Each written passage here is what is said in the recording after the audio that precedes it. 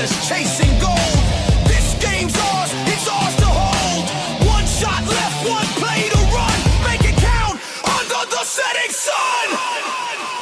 It's game time grind. All or nothing on the line. Push through the pain. Leave it all in the rain. It's game time grind. Victory's ours to find.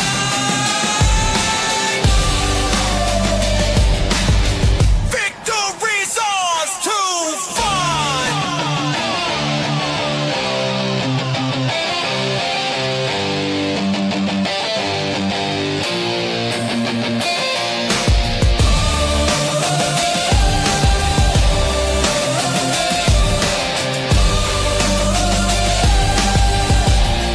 It's game time grind.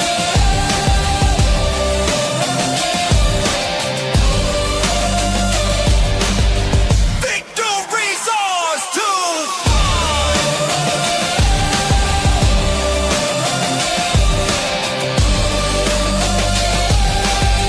Victory's ours to find.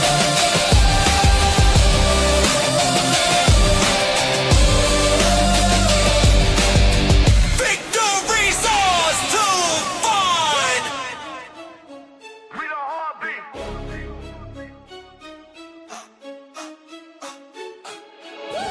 Whistle blows, turf stain with ambition.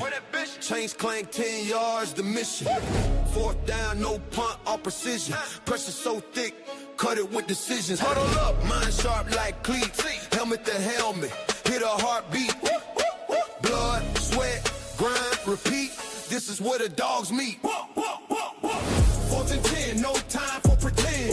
All in the trenches where the fight don't end. Line them up, feel the adrenaline. Fourth and 10, where the legends begin.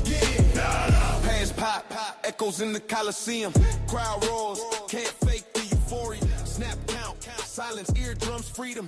Games on the line, gladiator euphoria. 2-minute drug clock ticking away, gotta move chains, no room to delay. 50-yard dreams in zone ballet, put it all on the field, no cliche. Crunch time, no rewind, no retreat, no retreat. Fun for the moment. and Good evening, ladies and gentlemen. Welcome to a brand new episode of the Game Time Grind. I got my homie Steve here. What's up, Steve? How you doing, sir? Doing. What's going on? Not much. Mystic is playing a celebrity today. He's going to come in fashionably late, but he will be here shortly. So keep an eye out for him. I see a lot of people in chat. Make sure you hit the like button. Please hit the like button for us, right? We really appreciate that. Follow us on 4th and 10U channel. I know some of you are watching on TFTG. That's great. We're part of the TFTG network. So please come over to 4th and 10U's YouTube channel. Follow us there, right? The sooner we get to 100 followers, right? Which I think right now we're like at 50 something. Once we get to 100, we are going to have a giveaway, right? Some lucky follower is going to get a free piece of merch. Actually, I'll tell you what it is. The first giveaway is going to be a hat of a college team of your choice. So definitely keep an eye out for that. But make sure you hit the like button, subscribe if you're brand new, turn on the notification bell. Not only here on 4th and 10U, but we're also live on TFTG and we're live on X as well. Shout out to everybody in the chat. I see several people up in here. John Featherland, Daniel Berry Sports, Michael K is here. How you doing, Michael K? Lewis, how you doing, sir? Shout out to you. I see Steve, you're in the chat too. I almost called you out and you're right here, man. I don't even need to call you out. Niner87, how you doing, sir? Appreciate you. Where's your brother? That is my question. Let's see. We got Miami's Fan Talk Show. Jokes are already in. They're saying that I look like I'm one of the Three Musketeers, Steve. I think that is very funny. Very funny. I agree, Lewis. We will get into it. Belt to ass tomorrow will happen, right? How it will happen, that is what we're going to talk about tonight. But everybody get ready. Hit the like button for me. We got 30 people watching. I want to see 30 likes. I really appreciate it. But yeah, let's get into it, Steve. Definitely, let's get this party started and let's do it right.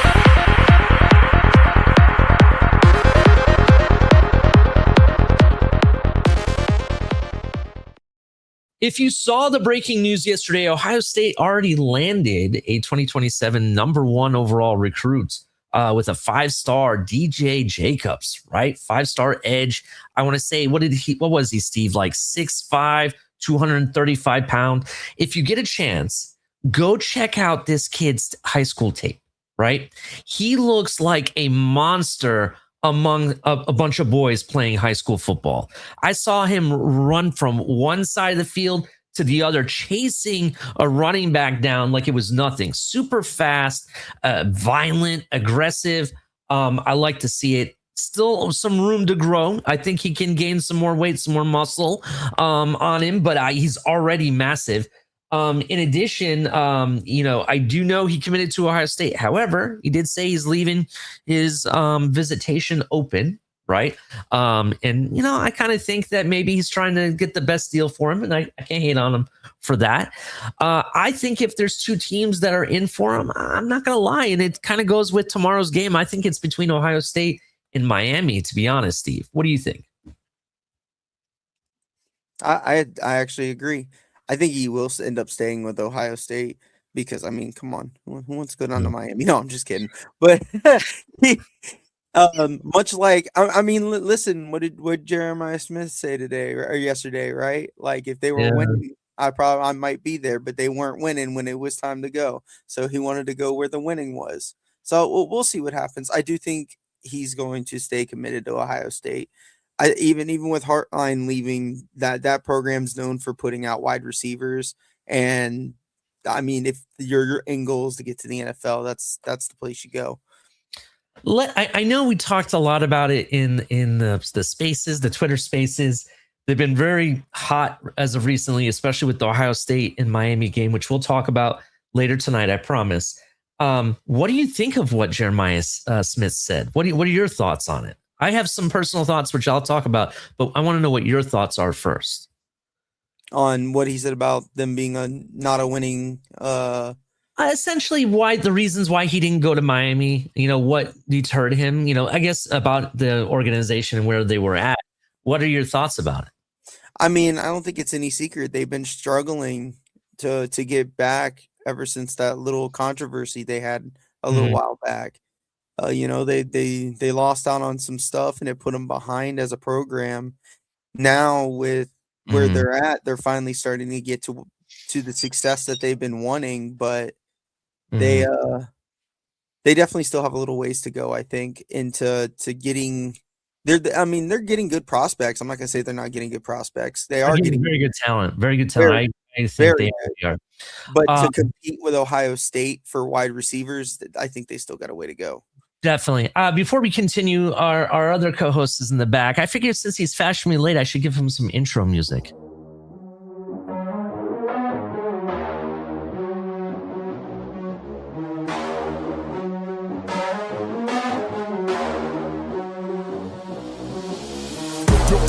Yo, crank that volume, turn it way up. Get your weapon, get your blade out. Damn, then you gon' pay up. Yo, crank that volume, turn it. So, Mystic, turn up that volume. Man? He always pulling out the stops for me. You know I'm fashionably late. Look at this guy. Look at this guy. How you guys doing tonight? Good, man. We're already kind of talking a little about some of the news that happened today. We're talking about the Jeremiah Smith comments that happened yesterday in regard to why he chose Ohio State over Miami.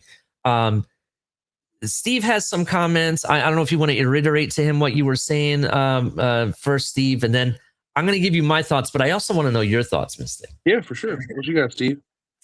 No, I was just saying, I think because we were talking about the commits with Ohio State, I still think, because Ollie believes that it's between Ohio State and Miami, and I actually kind of agree with that. But for Miami to truly compete with Ohio State for especially wide receivers, they got to prove they can put more guys in the NFL from that position. Like, they've been rebuilding and trying to get back to a position to prove to these commits that, they're the school to go to, where Ohio State's still pumping guys out every single year. I mean, how many of the top wide receivers in the league right now are from Ohio State? 100%. Yeah, I kind of agree with Steve. I think it comes down to, listen, they have a hell of a recruiting program. I can't tell you how many times my timeline is filled with this guy committed to Miami, that guy committed to Miami, you know, and they're all 4-star recruits. This past year, I want to say they got the #1 overall offensive tackle or offensive lineman you could get in the whole thing. They recruit very well. They have the past 2 or 3 seasons. My only thing that I think is really holding them back is not only the NFL development side, but also putting it all together on the field in a completed season. You've had back-to-back seasons when you know the agenda was win the ACC or bust, only to lose to SMU's and Louisville's, the last couple seasons, right? So, when you lose to teams like that and you constantly seem like you're behind the bar, so to speak, I think that kind of starts to kind of make people kind of look at your program a little bit differently. Not to say that there's anything wrong with the Miami Hurricanes program. I definitely know they treat their players right. They have a hell of a coaching staff. I like a lot of the things they do, and they're close. They just need to put it all together. I'll give you an example, right? This past season, we just saw a hell of a debate if they deserve to be in the college football playoff or not, right? Between Notre Dame and some of the other teams, people were saying they don't deserve it. And you had to have your head coach go on a national media campaign just to make sure everybody knew why you guys deserved it, right? I agree. I was on par with you guys getting in. I wanted you guys to get in. I thought you deserved it. But the whole fact that there was a debate makes me wonder what is going on in Miami that this is even a debate.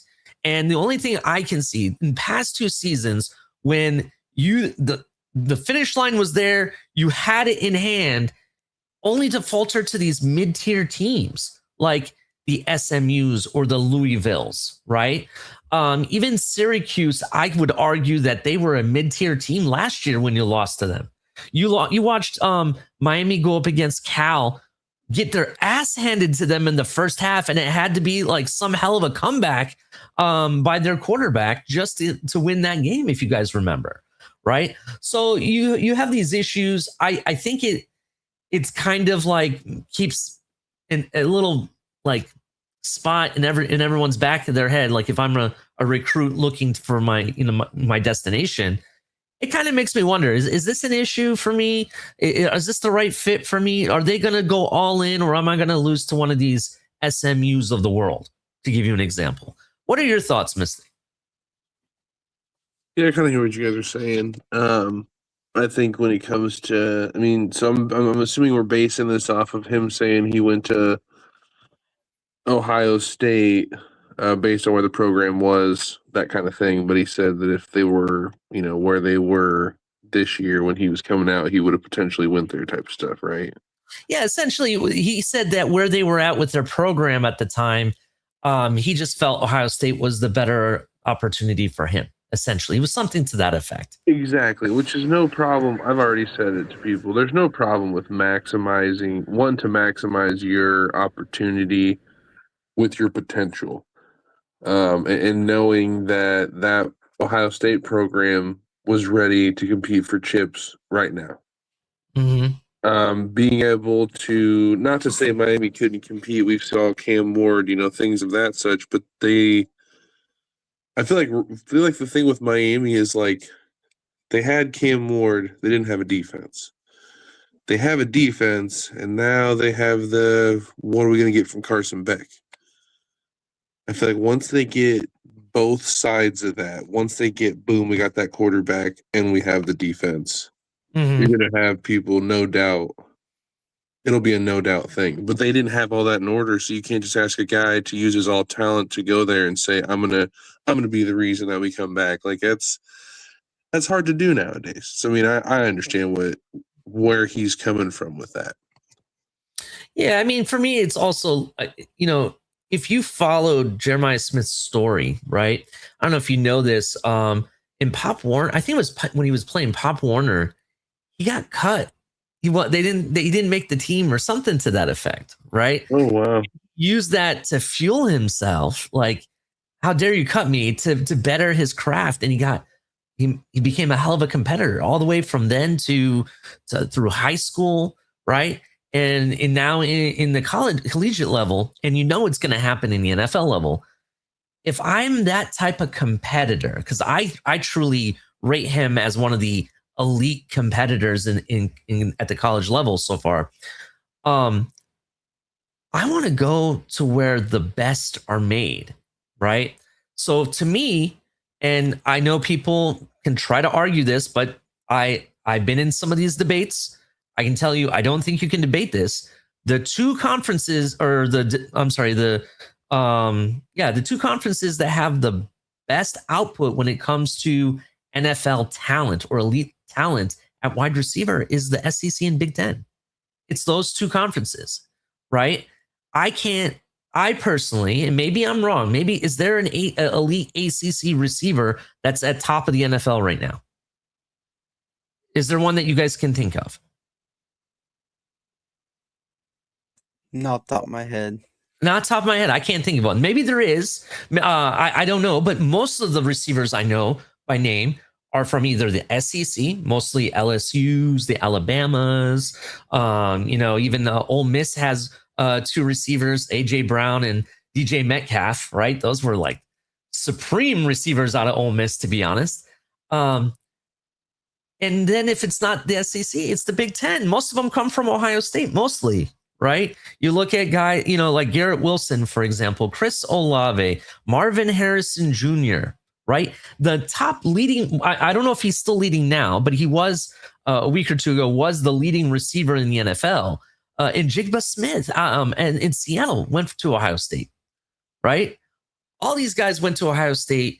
And I just think that Emeka Mbuka was up for Rookie of the Year for most of the season. Emeka Egbuka, thank you very much. That was somebody I almost forgot. Emeka Egbuka, who I thought he was doing amazing at Tampa. I kind of think the last couple games, though, it's been really quiet. So I don't know what's going on there.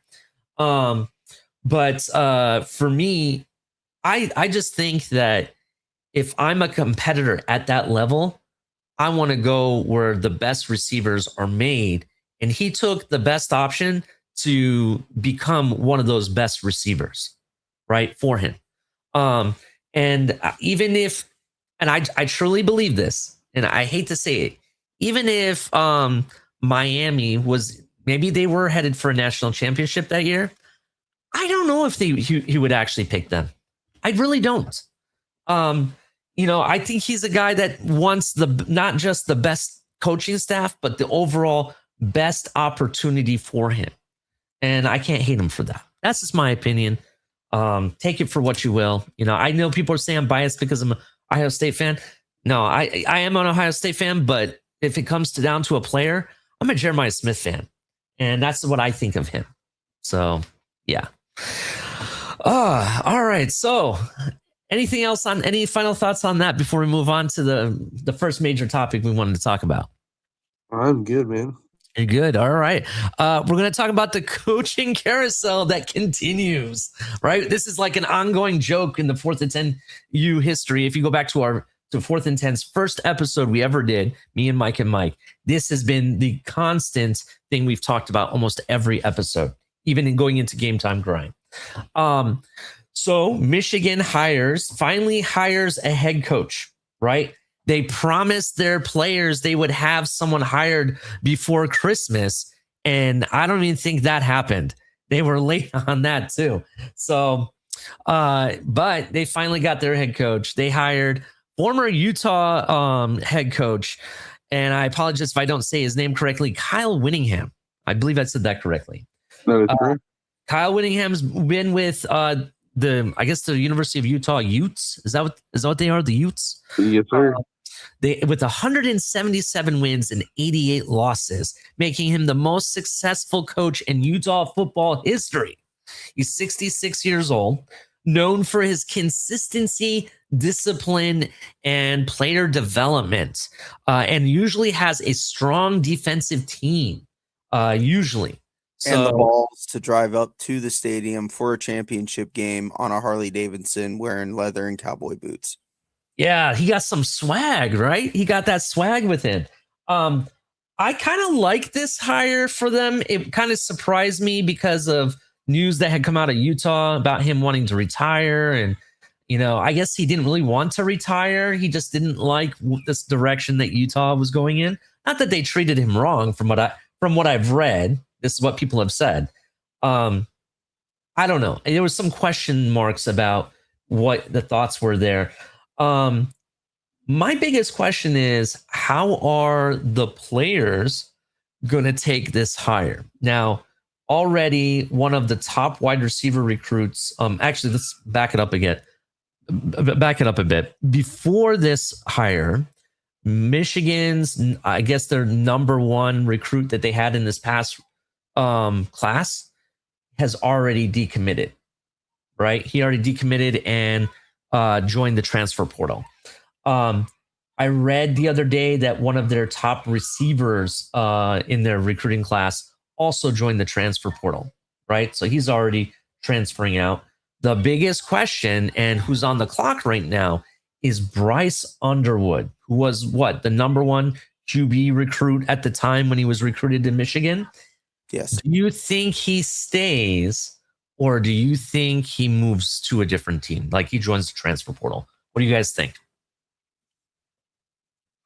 Unless I'm being duped, I'm pretty sure I read a report that he's actually kind of intrigued with the signing of Kyle, and I guess is actually kind of talking through basically staying there next year and being, the quarterback. That's what I read here. What I believe it was earlier today. Okay. All right. So, I haven't read that yet. The last thing I saw is that the comments that Coach Whittingham had made about him, because he had a conversation with him, it kind of left it where, yeah, he thinks he'd stay, but you don't know, kind of thing. You're in that 50-50. Yeah, it was kind of like that. I didn't read that he said he's staying yet. If he stays, awesome, great. I hope he stays. But to be honest, I wouldn't be surprised if he leaves either, right? Right. So it goes both ways. We'll see. He has till January 2nd to join the transfer portal, though.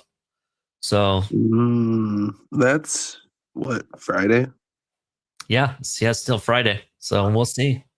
They still got to play their bowl game, don't they? Yes, I believe they do. The Citrus Bowl, right? Yeah. Actually, is it the Citrus Bowl? They're playing Texas. I know that. Let me see. From looking at. Yes. No, the Cheez-It Citrus Bowl. It's called the Cheez-It Citrus Bowl on Wednesday, December 31st. That'll be the 3 p.m. game tomorrow in Orlando, of all places. They'll be in Orlando. Shit, I could go to that game and still make it back for our game. Huh. Wish I'd known that. I might have gone to that game. It'd have been interesting. I don't know. Thoughts on Michigan's hire at all? Any thoughts on that? I like it for them. I think he will bring a very, like you said earlier, defensive mind to that program. I mean, I think Bryce ends up staying. He could enter the portal, go somewhere, but I think I read or heard the same thing. I think I read it in a post that the same thing what Mystic was saying, that was basically like, this dude's super interesting. We'll see where this goes and play my cards and see where we end up, kind of thing. Yeah. Here's the deal. I've read a lot about this coach, and from what I understand, when it comes to the player relationships, he's really known for building like a really strong relationship and loyalty, not just loyalty from player to coach, but from coach to player, right? So I think he probably ends up staying, to be honest. I don't know, I don't really know where Bryce Underwood's mind is at this point, but I kind of think that he'll end up staying. I think this is an intriguing hire, regardless if it was expected or not. We'll see. We'll see what happens, though. I'm kind of I'm kind of intrigued to see what happens to Michigan, to be honest. So the interesting thing will be tomorrow's bowl game. Will they have enough players to even field? There was talks of them having like 25 players drop out of playing in the bowl game. Like that's a lot of players. So tomorrow's actually going to be a really good slate of games, it looks like. mm-hmm. Yep. I'm so happy I'm only working a half a day. I get to watch all of this. I took the whole day off. The only thing I'm doing is we're going to have our panel show. So if you didn't know, tomorrow we are going live to do a watch along with the Miami Ohio State game, right? We're going to go, I think I posted it for 7 p.m. We're going to go live. It's Eastern time. Make sure you guys come along. We will be dropping the link, but you guys can come up, talk college football with us, watch the game. I know there's some Miami fans that want to talk some smack up here, and that's perfectly fine. Are you guys watching this Tennessee-Illinois game right now? Yeah, I'm kind of seeing some back and forth things. It's crazy. Illinois, please remind me, Mystic. I need some help. I don't know if I have dementia and I can't remember. Didn't somebody on this network talk about Illinois? You know, it's possible. There was someone talking about Illinois. Thank you. It was me. Now I remember. Yes, I did talk about Illinois. Look, Illinois is one of those programs that they can compete, but they just need to find the consistency. That's the problem, right? They've shown me where they can play against bigger programs and play, but they just got to get over that hump. That's basically what it comes down to. So very interesting. They're up right now, 27-21. There's about 5.5 minutes left from what I can see. Very exciting. That'll be a good game. I got to watch the highlights of that. Do you know who intrigues me? I don't know how do I want to present this.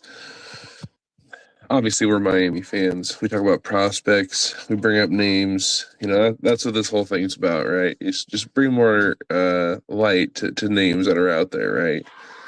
And he always kind of intrigued me, this Luke Altmaier, quarterback for Illinois. And if you look at his career stats, I mean, he's just been consistent the last 2 years. As soon as he got into whatever system he's in now, the kid's literally been 20 plus touchdowns, 5 or 6 interceptions. Over 2,500 yards passing. I'm not sure if he's running it or not. I have to look into all that. But he just bigger quarterback, bigger guy, can probably take some hits. I mean, it looks like he rushes inside the red zone. Doesn't really have a whole lot, nothing too crazy. But yeah, I mean, potentially, he can make some plays. I don't know, just something intriguing. Maybe late round quarterback you see get picked up in the NFL. Yep. I see somebody telling me I look orange. It has to do with my lighting. I can't figure that out later. So we affectionately call it bronzing. Yes, I am tan. You actually meet me in real life. I'm actually a lot tanner. So I don't know if it's my tan or my, whatever it is. It is what it is. But yeah, let's keep it moving. I know Steve has some stuff he wants to talk about his team regarding the coaching carousel. Go ahead and, bring up the names of the newest hires to the USF staff, or as Lewis likes to call it, Ohio State South. Tell me who they've got. I know there's a guy I'm intrigued with, to be honest. Well, let's be honest. It's even getting more Ohio State South because we hired a few coaches that either were actual coaches on Ohio State staff or alumni from Ohio State. We hired 8 coaches this offseason, one being the head coach included. A new offensive coordinator that we talked about and defensive coordinator we talked about. But we also hired a defensive line coach, Terry Braden, who was a defensive line assistant for the Kansas City Chiefs. Mike Hardline, who's Brian's brother, to be the QB, who the QB's coach, who was a QB's coach for Ohio State. Somebody that you like a lot, Elijah Brooks, the running backs coach from Virginia Tech, who was Bayshaw Thuton's coach when he was at Virginia, and he's the one who broke crazy. They set a bunch of crazy stats this year with 0 fumbles that you were pointing out to me earlier. Yep. We also got Miles White to take over as a wide receiver coach. He was Rashi Rice's coach. An offensive line coach who was he was with UNLV last year, where they became a top 20 unit in their top 20 offense in all of college sports in the nation, and was formerly with Ohio State as well.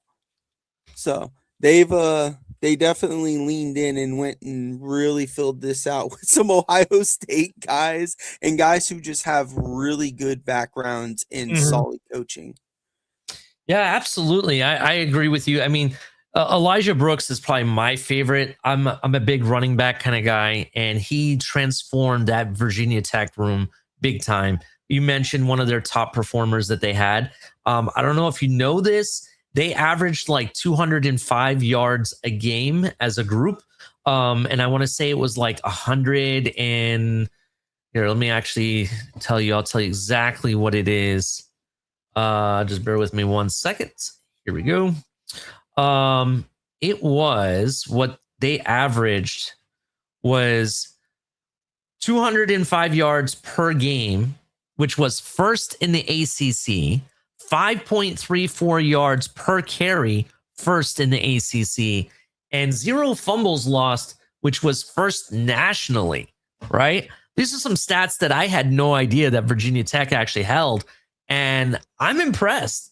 Him getting a caliber of that, he can instill that into his offense, let alone, the wide receiver group that I know that Brian Hartline probably wants to mold mostly himself, though he did hire the guy, the former Kansas City receiver, right? Is that what he was? Or was it a Tampa Bay receiver? Miles. The receiver. White? Miles White, yes. So I kind of think he wants to instill some of what he's got going on. I'm kind of excited for what you guys, are going to do there. And I'm kind of hoping for the best. We'll see what happens with the University of South Florida. Those are my thoughts. So. Yeah, it's definitely interesting. Definitely interesting. Any final thoughts on the coaching carousel, Mystic or Steve? No, sir. All right. I was going to talk about more transfers and more commits, but we kind of combined it with this one. There's a lot of transfers, people joining the transfer window. I've never seen my Twitter blown up so much with transfer, portal, this guy is going to the transfer portal. That guy, I want to say every national quarterback in the collegiate level joined the transfer window. That's what it feels like. Don't you agree, Steve? I think it's like every week I see something. 100%. I'll answer for Steve. Yeah, I was gonna say, yeah. I mean, we just literally watched a 5-star recruit from Auburn, a true freshman, jump in the transfer portal. That's crazy.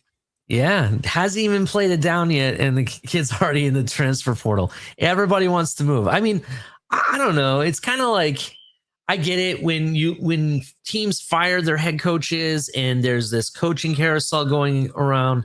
Yeah, players want to go to where they feel comfortable, and they may not be comfortable with the new regime that comes in. That's a possibility. But for me, sometimes you just kind of have to go with it, and make your best opportunity regardless who the coach is. And that's kind of why I think this transfer portal stuff is a little bit out of hand, to be honest. I just read, I was looking something up because we were talking about the transfers. The DN from Utah, the All-American John Henry Daly, I think is how you say his name. They're talking that he might be heading to Michigan. Oh, okay. All right. Interesting. I did hear also there was God, where was it? I read something that the two teams that were interested in Sorbsby, the former Cincinnati quarterback, was Texas Tech and Indiana. Those were two teams I heard that were most interested. That'd be So crazy. yeah, if he ends up at either one, it'll be very crazy. We'll see where he goes, though. I'm actually more interested in what the University of North Carolina is going to do. They had such a weird, bad season last season. In addition, their recruiting really didn't take off at all. Will they have anything, to show this coming up here? You know what I mean? Will they have any game to play? Is really some questions that I have. So it'll be curious to see how that goes. Also, since we're talking about it, since good old Matt Campbell's left ISU. Remember, I told you that organization, they were going to feel that impact. Well, last I checked, and there was 23 players that have entered the transfer portal and left ISU since Campbell's left. So that team just continues to get more and more gutted as it continues. So again, back to the cauldron with Iowa State. Yeah, it'll be very, very interesting indeed. This next subject, I think, is right up your alley. But before we get into it, everybody hit the like button. I have over 71 people watching across all networks, right? Both X and YouTube on both channels. Please hit the like button, right? Come over to @4th and 10U. It's right there at the bottom. Look us up in YouTube. Go to our YouTube channel. Please follow us there. The moment we get to 100 followers, we're going to pick one lucky follower to win a college football hat of their choice. So whatever team they like, we will send them a hat on my dime. And it will be, each time we have a new feed of followers, we'll have another giveaway. So definitely look out for that. But make sure you hit the like button and subscribe if you're brand new. The next thing I want to talk about, and this there was an article written, so it kind of got me thinking about it. Ranking the college football playoff coaches, right? I thought this would be up your alley, Mystic, regarding the coaches. And like it. Yeah, and basically, I was thinking about the coaches that are left. So we're only talking about the quarterfinal teams, right? Of who's left, how you would rank them, right? I think the hardest one for me, and actually it's not the hardest one, it's the easiest one, I think, is the Ole Miss. You kind of have to put them at the bottom, right? Lane Absolutely. Kiffin leaves that program, and I can't remember the coach that took over for him, but let me actually bring that up. I can tell you. I'm with you there. He has to be, the Ole Miss drops to number 8 there. I want to say it's Pete Golding, I think his name is. Yeah, it's Pete Golding. Yes, Pete Golding. He takes over for Lane Kiffin. I know they won their first round matchup. Great. I just think he has to be at the bottom just because he has an unknown. He didn't have the full season under him. You don't know what he could bring, what success you could maybe gauge it off of or accolades. That's for me. He has to be the bottom. The next guy, interesting enough, that they have on their list, and this is one that I'm questioning, only because what he was able to accomplish with what he had. Joey McGuire, the coach of Texas Tech, is number 7. What do you think about that? Now, let me put this in perspective. Texas Tech was 12-1. They won the Big 12 conference title. The only blemish was a 4-point road loss to Arizona, right? That's what they said. He's had 2 8-win seasons with the Red Raiders before Texas Tech broke out this past season. So that's something to think about. Has he accomplished more than the number 6? And the number 6, and I know Miami fans are going to be upset because of how low he is, Mario Cristobal. Now you think about it, Mario Cristobal Under Cristobal's leadership, the Hurricanes have a combined 12-13 in the first two campaigns. However, Miami was the cusp of the college football playoff last year before a late season slide. And even this year, though they made it, they still haven't won their conference championship the way you would think they would and should dominate. You know what I mean? Based on what the talent that they have or supposedly have. Sure. I kind of wonder who should be ahead. Texas Tech got the job done. They won their conference championship within the first 3 years. Mario hasn't. Do you agree with him being just ahead of Joey McGuire? What do you think? Man,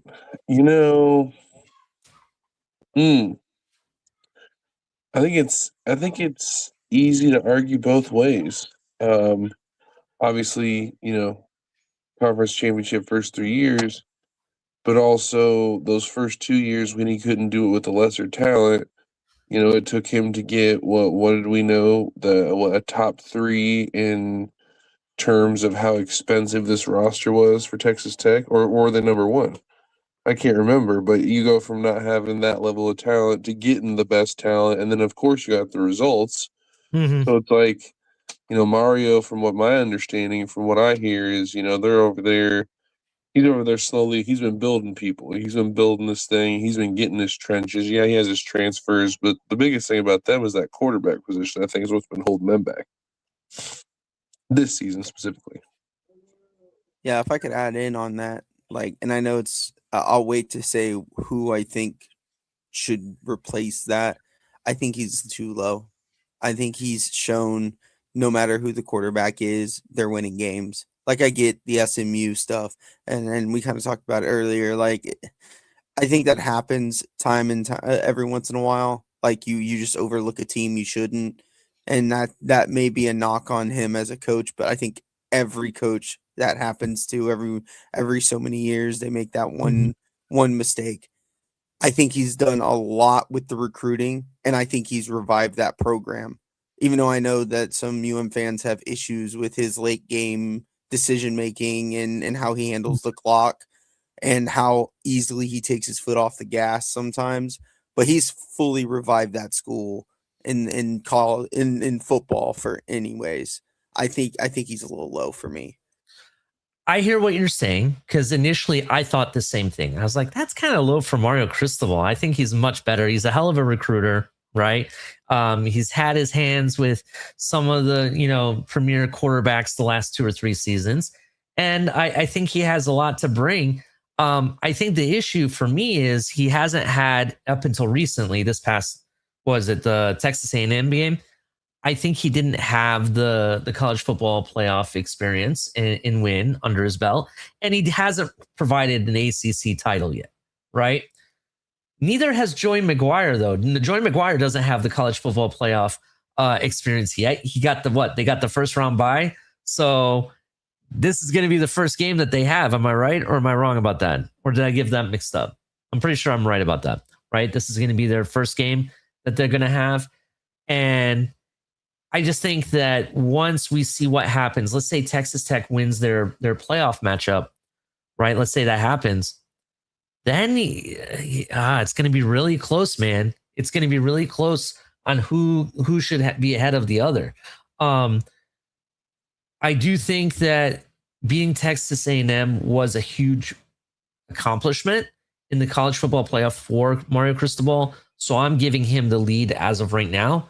But I'm going to say Joey McGuire is not too far behind, only because of if you looked at what Texas Tech did in the offseason and in the transfer portal, and I don't know if you've heard this rumor, but it's coming out that it's probably true, that Texas Tech has one of the most expensive rosters in college football today, right?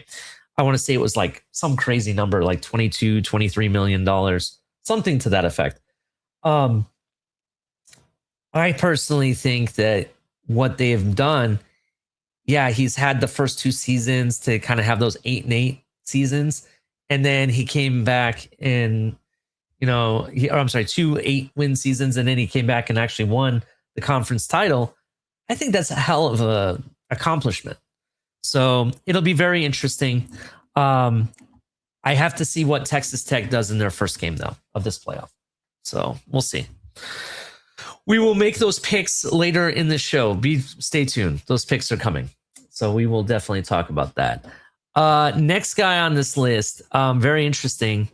Alabama's Kalen DeBoer at number 5. What do you guys think of that? I honestly think that he should be probably lower on that list, if I'm being honest with you. My exact thought. Yeah, I kind of have Cristobal ahead of him, to be honest.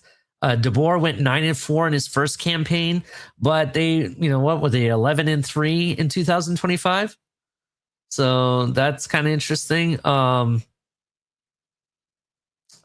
going with Mario Cristobal. For me, is actually ahead of Kalen DeBoer.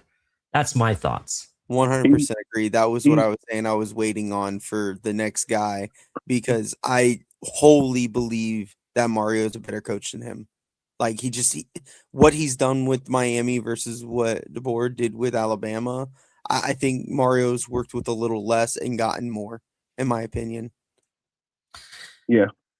And I already feel the Ohio State hate in the chat. El Capitan has come up here and made some comments. I'm not going to post it up here, but yeah, you keep talking your smack, El Cap. We'll talk later. I kind of think that Kalen DeBoer is not as great as Mario Cristobal. I think Mario Cristobal brings more experience, more success, better recruiter. I mean, they do say that Kalen DeBoer is a hell of a recruiter as well, but you look at what he's been able to do with all that Alabama talent that they haven't been able to get it done. Now, granted, they haven't been able to get it done, so to speak, with Miami's either, but Miami, arguably, they don't have all the 5-star and 4-star recruits like Alabama does. They this most past recent season, they had the number 1 offensive lineman. I think he was the number 1 recruit at the time. They have him, yeah, but they didn't have all the Jeremiah Smiths. They didn't have all the top running backs or whatever, right? He's been able to do it like I think somebody said it earlier. He's been able to do it with lesser quarterbacks or less talent in certain positions, right? So that's why I have Mario Cristobal really in that top 5 position. That's where I have him. What do you guys think about that? I'm with you wholeheartedly. That was my thought exactly. I mean, excuse me. I might even slide DeBoer down past Texas Tech head coach as well. McGuire. Dang. I kind of agree with that. It hasn't. Look at it this way. In the 2 seasons DeBoer has been there, right? He hasn't won the SEC title, right? I want to say Georgia won it this year. Who won it last year? Do you guys remember? Off the top of my head, no, but they didn't just lose it to Georgia. They got embarrassed. Yeah, that's my point. Literally. You took the thunder right from me, Steve. They got their ass. It was belt to ass. It could have been a lot worse. In fact, I will argue the Georgia did them an SEC favor by letting them score that 1 touchdown that they got. I really believe they did. They gave them a favor because they could have been a lot more than the ass whooping that they were getting, to be honest. So I agree. I actually have DeBoer under McGuire at this point. Now, the next 2 are kind of hard for me in a certain way, and I'm going to explain why. They have Dan Lanning from Oregon actually ahead of DeBoer at number 4, right? Now, I kind of agree with him being in number 4, but it's only because of who's ahead of him. Kurt Cignetti. Kurt Cignetti took the worst, or I'm sorry, I apologize if I can't say this right, Mystic, but losingest program. Yep. And made it one of the most successful programs in 2 seasons. It's been a 2-season turnaround, right? You had last season, they made it the college football playoff. They didn't win the Big Ten, but they got in the college football playoff, right? And then this year, you saw the number 1, number 2 matchup with Mendoza against Ohio State, which was a hell of a game. Probably one of the best games I watched this championship season, to be honest. I like Kurt Signetti at number 3, to be honest. I think that it's where he belongs. All right. Dan Lanning, on the other hand, hold on. Let me just give my one take and I'll let you jump in. Dan Lanning, on the other hand, is he above Mario Cristobal or not? And the reason I say this is if you look at it, he's never won fewer than 10 games. Last year, they had the college football playoffs number 1 seed, but got blasted by the eventual national champion Ohio State, and the number 8, which was the number 8 seed back then. He's had back-to-back college football quarterfinals that he's gotten to. Overall, his record is 47-7. So in Eugene. So what do you guys think? It's Dan Lanning. Do you like where he's at number 4?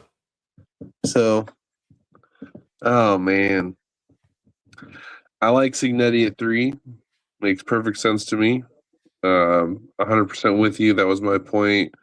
From the worst to one of the best programs in all of college football in 2 seasons speaks for itself. Mm-hmm. Man, hot take. I think Mario deserves 4. I think when it's all said and done, Mario will be number 4. Dang. Can I propose a question to you and why I agree with Mystic? Okay, go ahead. Who had the worst program when they came in? Mario or Oregon's head coach? Mario did. Mario did. The reason being is you think about it. Oregon was successful technically under Mario Cristobal, even prior to Mario Cristobal, yes. Right? So he's had continued success, and now you're going to bring him into Miami. That's why it's taken so long, is because he had to clear out, all the trash that they had, and to get them to where they're at today.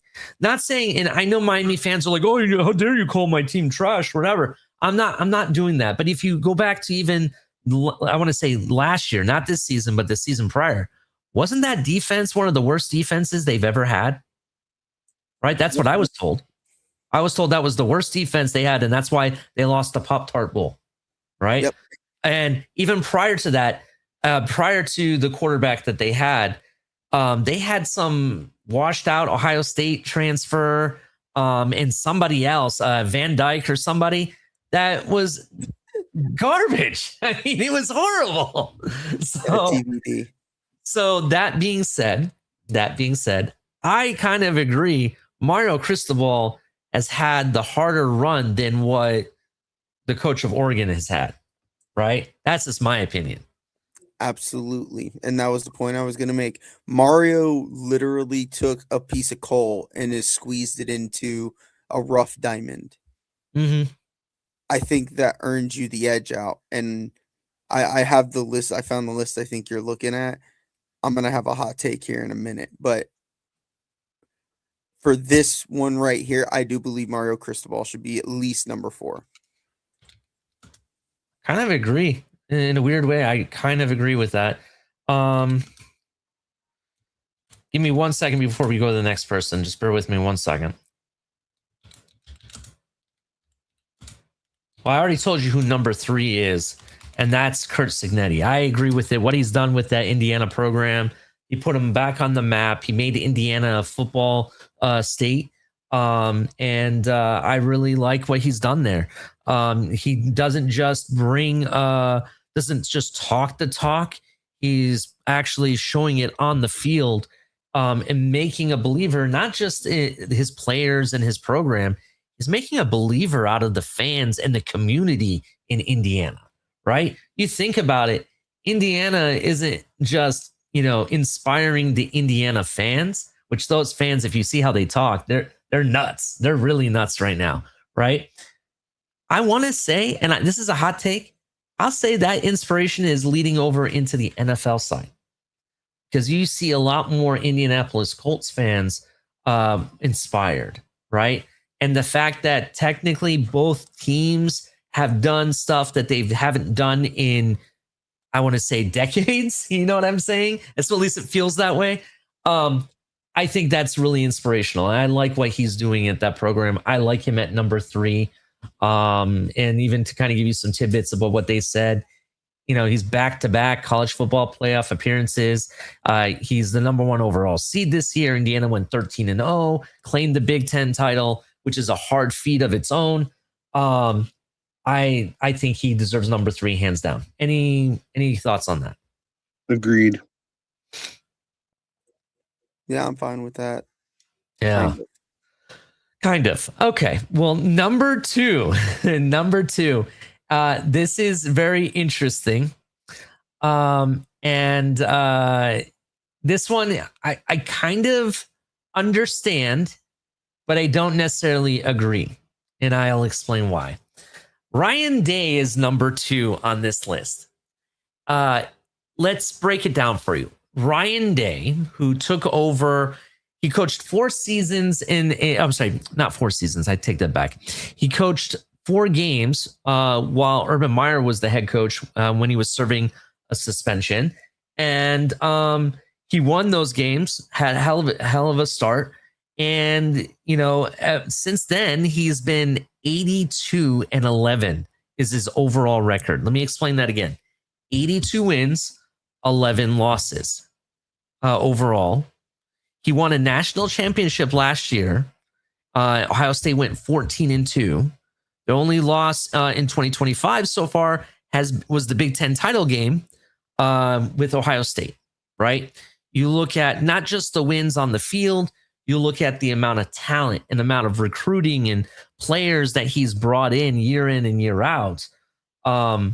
It's remarkable what he's done in a short time, to the point where some people in the media, right? Even and I, Nick Saban, the GOAT of college football, has made claims that if Ryan Day wins the national championship this year, he is now in legendary status. Again, this comes from Nick Saban, the GOAT of college football, right? So it's hard to argue that. They have Kirby Smart at number 1. And the reason I kind of understand why they have Kirby Smart at number 1, I think he's been the head coach there a little bit longer, but he has 117 to 20 record, right? And if you really look at it, if for whatever reason the rate that Ryan Day has won games, if he duplicates it, right, there's a point where Ryan Day could be 164 and 22, right? So it's going to be very interesting. But one thing they do have at Georgia that Kirby Smart has is 2 national championships. So if Ryan Day is able to accomplish a second, national championship, I think it's going to be very interesting and very close on who you debate between Kirby Smart and Ryan Day. But those 2 guys, I will argue, are some of the best of the best of college football's head coaches at this time. I know Cignetti has done a remarkable job in 2 seasons, but just like how where Ryan Day was getting knocked down a bit, Mystic, the last couple seasons because he couldn't beat Michigan. We were getting so close to winning national championships, but we never could do it. He finally got over that hump, right? For sure. I kind of see a similar pathway that Cignetti is going to go through, right? I hate to say it. I know Indiana fans are probably, writing the comments under this show, how horrible a co-host I am or however horrible YouTuber I am by saying this. I don't know if Cignetti has what it takes to coach. I mean, not necessarily coach, but lead his team into a national championship yet. Not saying he can't get there, but I think he might have to take a similar route that Ryan Day did to kind of learn his dues and learn what he needs to overcome yet. But who knows? If he comes out and just wins the national championship, then there goes my argument. Who knows? Maybe he can't. What are your guys' thoughts? I just think Ryan Day at number 2. I understand why they say he's number 2. But I think closer than you think with Kirby Smart is basically what I'm saying. Yeah, so I think I agree. I agree with the list. I think the list is good. And I think it's a fair assessment to say that Day is close to Smart. But I also think it's safe to say that Signetti is getting close to Day. I do think that is a fair assessment as well. I think if you Google the guy, you see he's a winner. I mean, that's all I know. I think Signetti's going to have something to say with this Indiana squad when it's all said and done. I don't know. There's something different about the guy. How he has his teams prepared. There's just a fire that they all just want to just play for 60 minutes, give their heart, the best they possibly can, the best effort. We'll see. We'll see if it's enough. Yeah. It's gonna be crazy, man. But I don't know. Signetti, there's something about the guy. I mean, like we talked about, to go from one of the worst programs to have one of the best programs. I mean, that's all telling about a leader of men and what his leadership looks like. Definitely 100%, man. It's very hard. The top 3 was very hard for me to figure it out. For me, I had to go by accolades, right? Both Kirby Smart and Ryan Day, national championship winner head coaches, right? I understand Kirby Smart had the back-to-back, so that's why he has the lead. But if Ohio State matches that, let's just say hypothetically, if that were to happen this season, which who knows what's going to happen, I'm still trying to be humble about it because I do have some concerns. There are some concerns, to be honest. But you're saying you're concerned about that game tomorrow? Is that what I'm hearing? Oh, I didn't say about the game tomorrow. We still have a national championship to win. There's a lot more to go up against. I mean, look at it this way. That Georgia defense looked really menacing against that Alabama team. I'm just going to point that out. And I have the confidence my team can handle it, but that's still what they did to Ty Smith or Simpson or whatever. It did kind of scare me a little bit. It did a little bit, but we'll see. And to be 100% fair, I have back-to-back. I don't want to call it revenge games. I want to say the Georgia game is a revenge game for Ohio State if we win tomorrow. But tomorrow is a game about just clearing the story and setting it straight. That's what it's about, right? Because I'm sick and tired of hearing the Miami fans say that we cheated. We didn't cheat. You play the game. A win's a win, regardless of how it happens. Even if the referees made a faulty error, the game still stands. It doesn't change the record books. It doesn't change the score. Nothing changes, right? You still handed the trophy. And it's something that happened over 20 years ago, and they're holding it as a grudge. So for me, I have to set the story straight. I hope it's a clean game.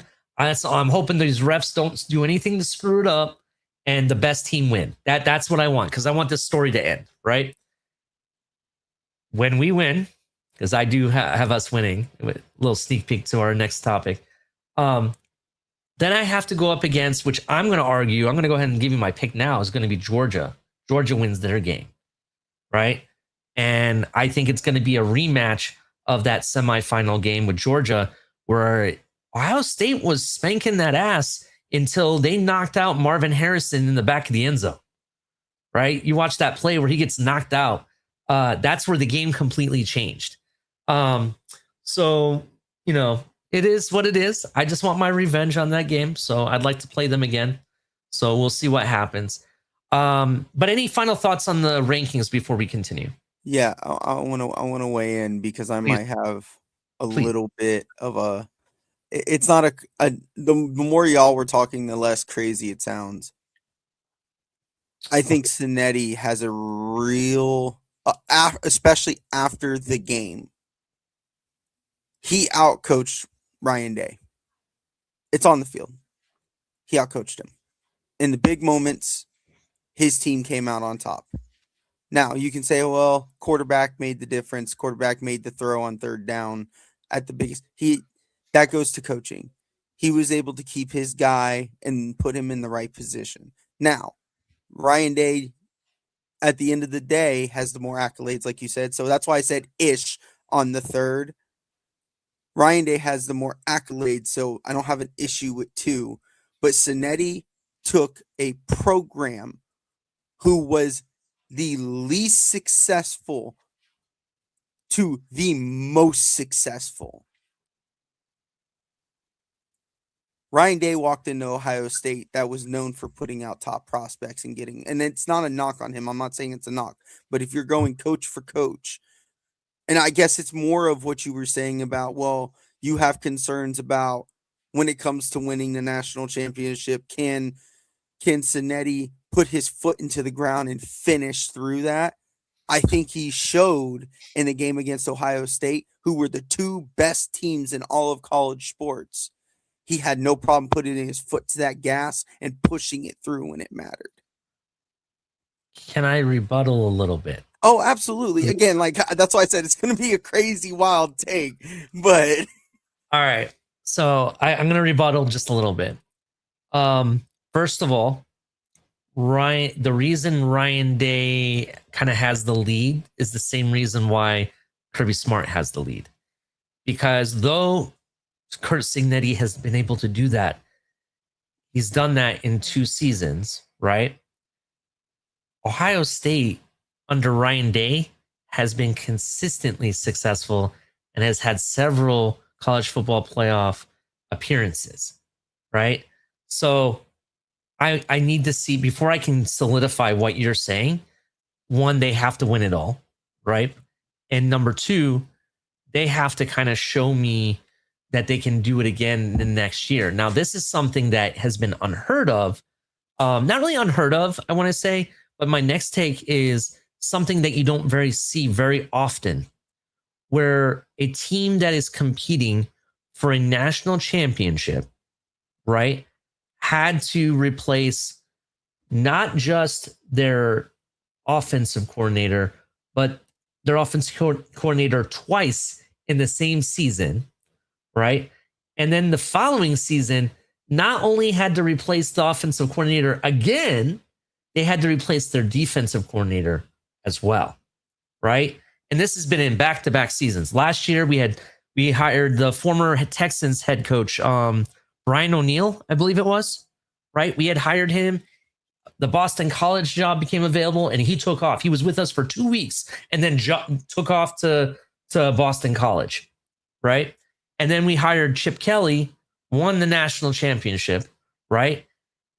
3 days after winning the national championship, the defensive coordinator decides to become the highest paid defensive coordinator and go to Penn State. And you look how that turned out, right? Jim Knowles, right? And then we bring in Matt Patricia. And now we have arguably what I think you saw the ranking earlier was like number 2 defense, something like that. It's something ridiculous. Indiana was number 1. You were number 2. Yeah. Right. You look at that. And to be able to provide, not only did we performed at a level to be that ranking, we lost a lot of talent over the last 2 drafts, especially on the defensive side. We lost a lot of people, right? So you look at that, and that you have players that are able to come in and perform at such a high level under a whole new head coach. It's a lot for, or not the whole head coach, but no whole new coordinator. It's a lot for a head coach to kind of settle things down. But here's the other flip side. You said that Ryan Day got outcoached. Was it Ryan Day's fault that the 35-yard field goal was missed?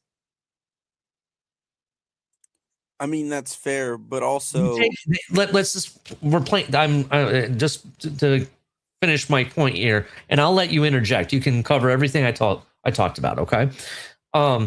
You look at Ryan Day versus Cignetti. Both of them were playing chess, real life chess on the field, right? Ryan Day moves his pawn, Cignetti moved his pawn, and back and forth. Ryan Day actually scored the touchdown first, right? And with that dump off pass to the tight end, right? That we saw. Then it came down to where we just needed to get 3 points. We probably would have went into overtime, probably. And a basic 35-yard field goal that you make all during the regular season, that field goal kicker misses it completely. Right? I don't really put that on Ryan Day.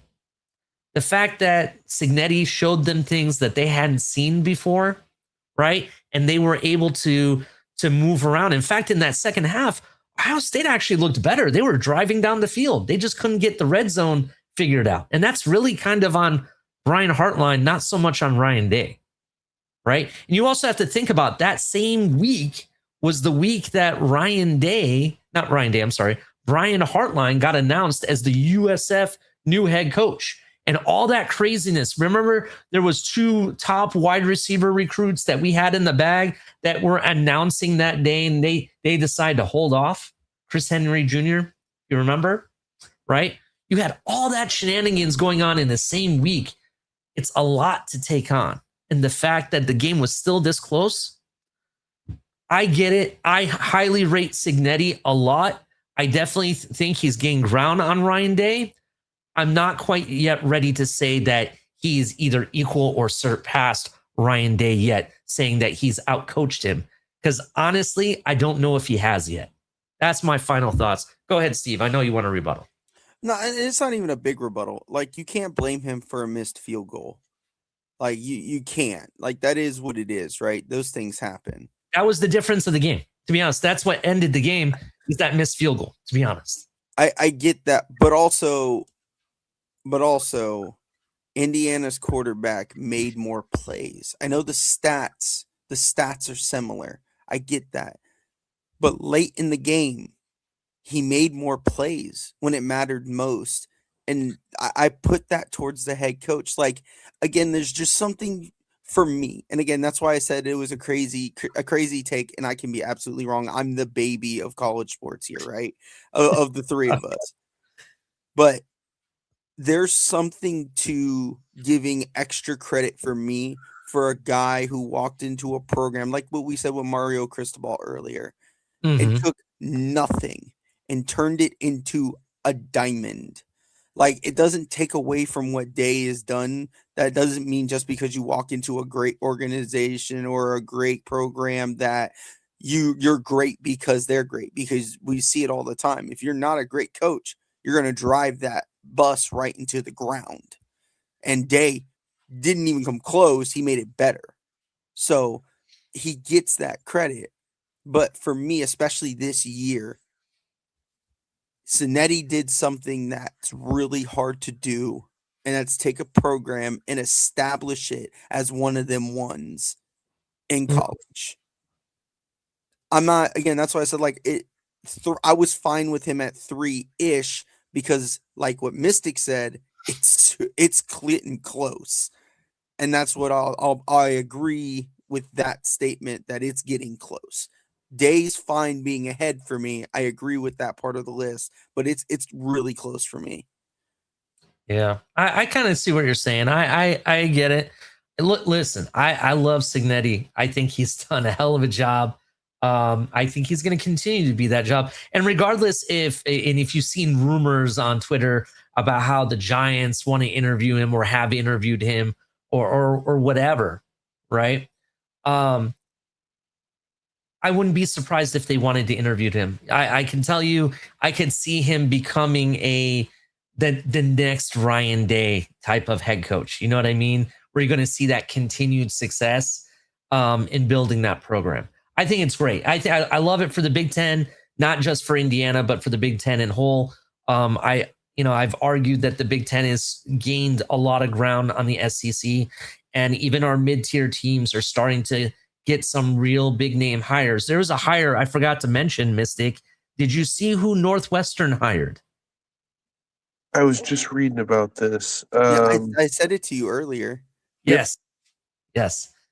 Chip Kelly got hired as the new offensive coordinator for Northwestern. That is a hell of a hire, in my opinion. The fact that he went to Northwestern, it kind of makes me wonder, does he really like he wants that challenge? Is that what he's looking for? That'd be So awesome if that's the case. It's gonna spark my interest next season for sure. I'll peek in every so often and see what's going on. yeah. So listen, any way to make these mid-tier teams become better, right? Maybe it's a head coaching hire, NIL deals and all that stuff. I think it's great for the sport, but also great for the conference. And it really starts to bring more competition. And that's one thing I like about the Big Ten now.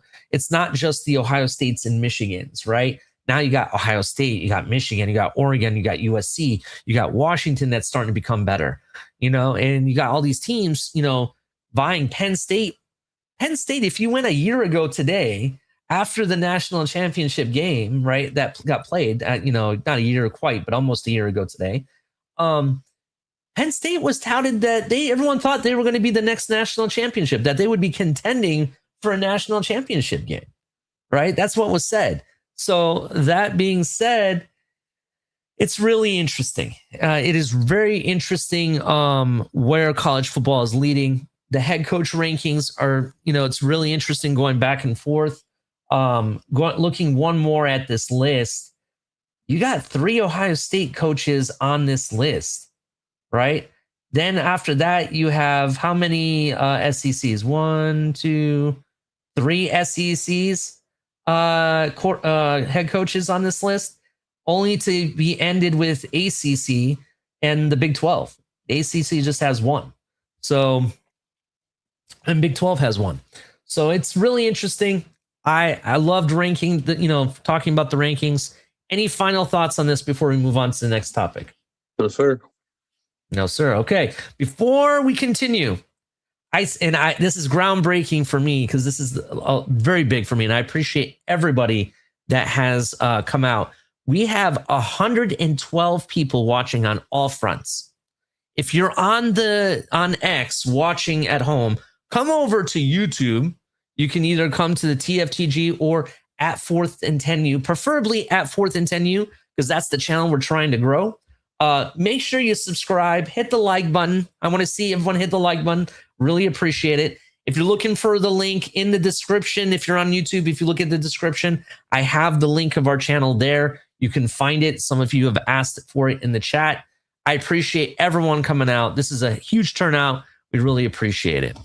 But let's get down to business because there is more stuff that we need to talk about. And it's about these matchups that we're going to talk about.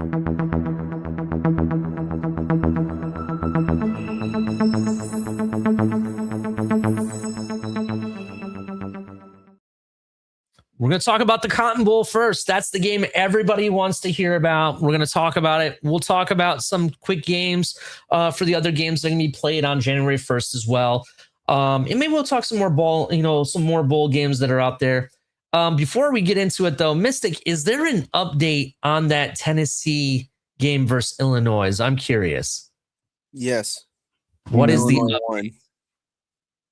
Illinois won. So, big win against the SEC. Big Ten takes a win. Last year, remember, if you go back in history and look at last year's bowl games, the Big Ten was kind of hitting the SEC. I believe Michigan beat Alabama. That was a big game, if memory serves me right. So Tennessee losing again to a Big Ten team. Very interesting. Shout out to Illinois and the Fighting Illini. Big Ten is currently undefeated in bowl season play. Who's undefeated in bowl season? The Big Ten. Yeah, they're currently undefeated. Damn. It was a last-second field goal, 28-30. Love to see it. Yeah. I have to go back and watch that game. That's something I definitely need to watch. But let's talk about this Cotton Bowl, right? A lot of people automatically think I'm all in. Ohio State's going to win. I'm going to talk all this smack and show bias, but I'm going to give you a realistic take. Yes, I do think Ohio State can and will win this game. That's what I think. I think it's going to come down to the trenches, right? I've heard all week long that Miami has this defensive line that is unstoppable. They're telling me they have a better defensive line than Ohio State. Well, I think it's closer than you think, right? Caden Curry, hell of a defensive end, right? We saw that hit he put on Mendoza in the Big 12 game, or I'm sorry, the Big 10 championship game. If he hits Carson Beck that way, does Carson Beck get up? I got a question. That's a question for the panel. Do you guys think he gets up?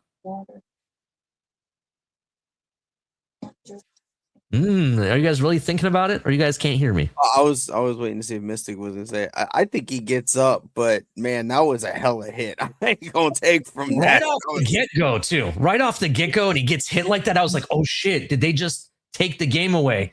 You know what I mean? Because he was on the ground for just a minute. You know what I mean? So I don't know. What do you think about that, Mystic? Do you think if Carson Beck gets hit like that by Caden Curry, the defensive end, Ohio State, does he get up? Does it affect the game at all? I think he excuse me. I think he gets up, but I definitely think it speeds up his processing and causes him to make some mistakes. Yeah, I think so too. I think he'll get up also. But I think that is one of the keys that Ohio State has to affect this game is get into Carson Beck's head and pressure him as quickly as you can.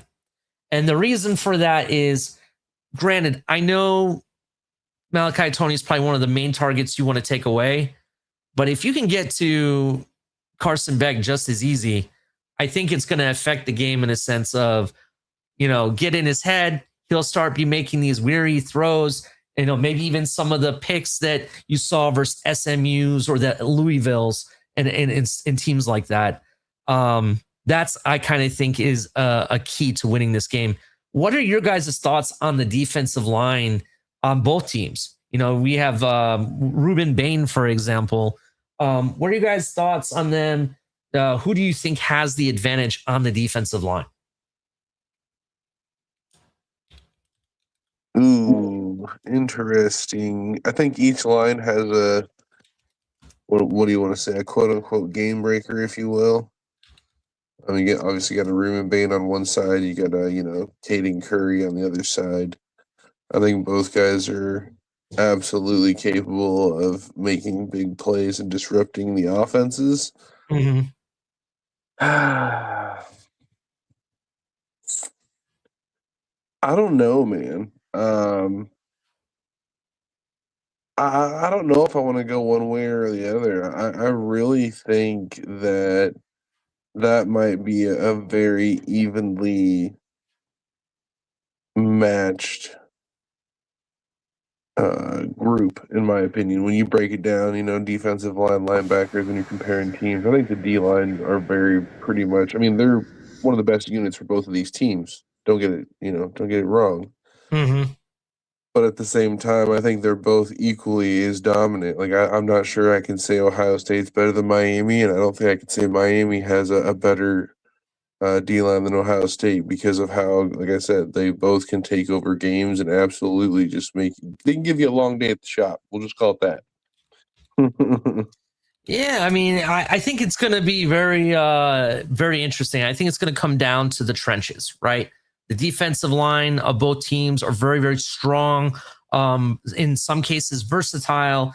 I think it's going to come down to the defensive coordinators and what they do to try to confuse the opposing offenses.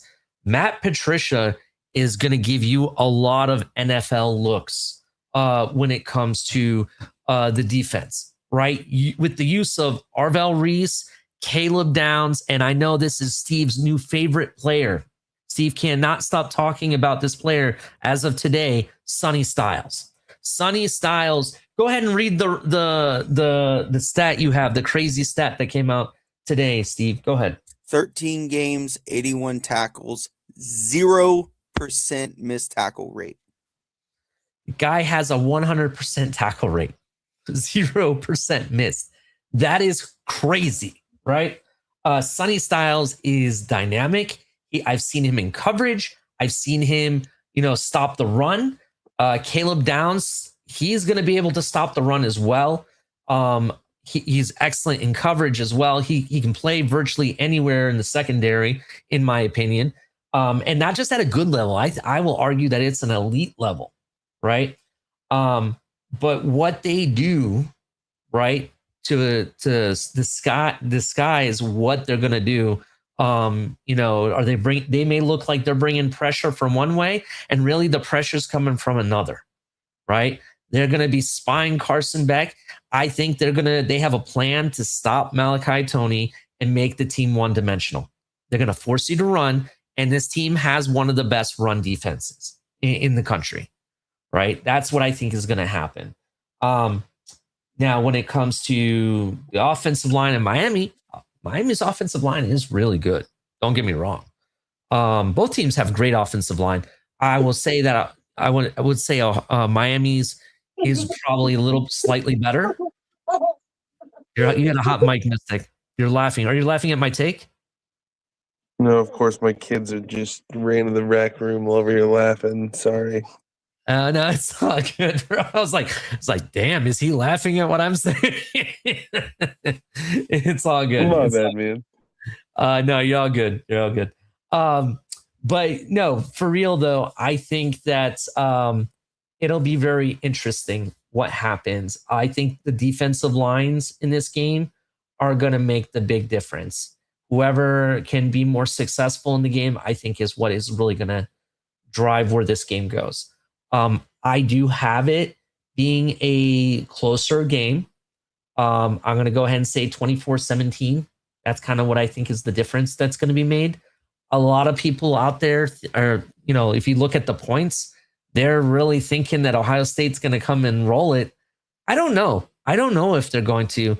Let's not forget, Miami has a chip on their shoulder, but so does Ohio State. Ohio State doesn't like going into playoffs losing a game. We saw what they happened last year when they lost to Michigan. That's a complete different team. And the belt to ass that they gave in the quarterfinal against Oregon, can they repeat that performance? I know Jeremiah Smith has made some comments in the media, in regards of where he would have gone if things were different and whatnot. But I know Jeremiah Smith doesn't want to get schooled either at a big stage. And I think he's going to come out swinging. So for me, still, regardless of what happens at receivers, because I'll go ahead and give Ohio State the edge at receivers. Even Miami fans will do that. Come on, it's Jeremiah Smith, arguably the best wide receiver in all of college football. On top of it, you got Carnell Tate. You also have Brandon Inniss, another Florida boy, right? Those guys, those are the best. Those guys are all 5-star recruits, all of them, right? And then you look at the running game. The running game, I give a little bit of the edge to Miami. I do. Just because their offensive line is just a little bit better. I would say that if you're looking at the running backs, I believe his name is Fletcher, I think is the running back that Miami has. Versus Bo Jackson. I think Bo Jackson's slightly more athletic. He's not as big as Fletcher, but it's really going to come down to the offensive line and what space they bring. But I do think this is going to be more of a defensive game. There's going to be points on the board, but I think Ohio State wins it.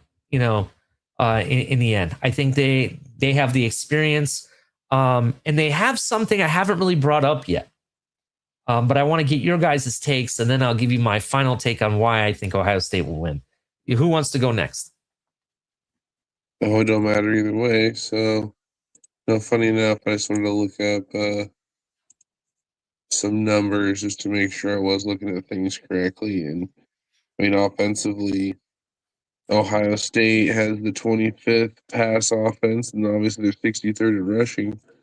And Miami's 31st in passing and 76th in rushing. So they're not far off. Points per game, about the same thing. You got Ohio State at 8 points. You got Miami at 13 for their defenses. So you got one team in Miami averaging 32 a game.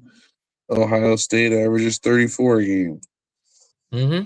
Like it's again, it's close. It's going to come down to who's going to step up in those big moments. I don't know if now is a good time for me to give you all my hot takes on this, but to your point, all the things we've seen Matt Patricia do for your Ohio State team, I think it's going to come down to, I think Matt Patricia finds a way to confuse Carson Beck enough at certain times. It allows the rush to get home, and or he's going to flip up some coverages post snap, and Carson Beck is going to make that interception. That is going to be the difference in that game. And I do have Ohio State winning 28-17. 28-17. That's big. Okay, I'm going 24. You're going 28. I like it. I'm actually surprised, Mystic. I didn't know if you would go with Ohio State, but then again, you are a Midwestern boy like I am. So I got, I like to have my good clean takes. I base it off of things that I see. I think Miami's a good team, but I think two of the best teams that are in this playoff is Ohio State and Indiana. I really do. Obviously, Georgia's a really good defense, but I think Indiana is a very good team. Definitely. What do you think, Steve?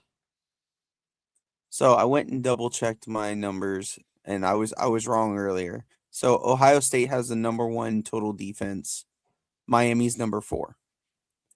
Oh, They are just a hair better at creating turnovers than Ohio State is.